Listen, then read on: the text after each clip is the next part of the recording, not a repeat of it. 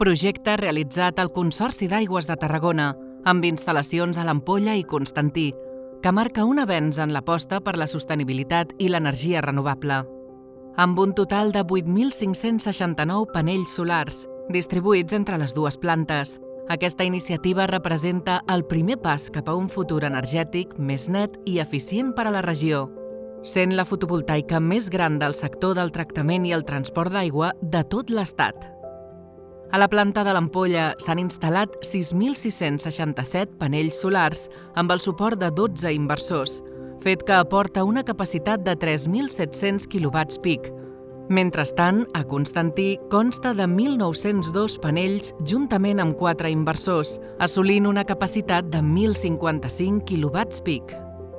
En conjunt, aquestes instal·lacions generen un total de 7.080 MWh anuals, energia suficient per abastir més de 1.500 llars cada any.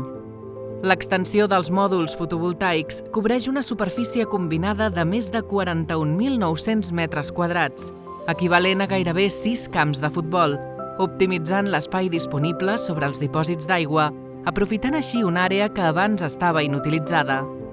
A més, tota la informació de producció i rendiment d'aquestes plantes solars s'ha integrat al sistema de control del Consorci, la qual cosa permet un monitoratge en temps real que garanteix l'eficiència operativa i maximitza l'ús dels recursos.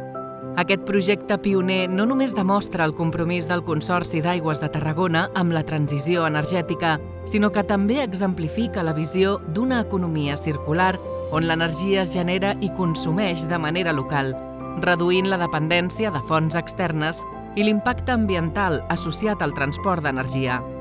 La instal·lació d'aquestes plantes fotovoltaiques és un model que cal seguir per a futures iniciatives sostenibles, reafirmant que el desenvolupament tecnològic i la cura del medi ambient poden anar de la mà en benefici de les generacions presents i futures.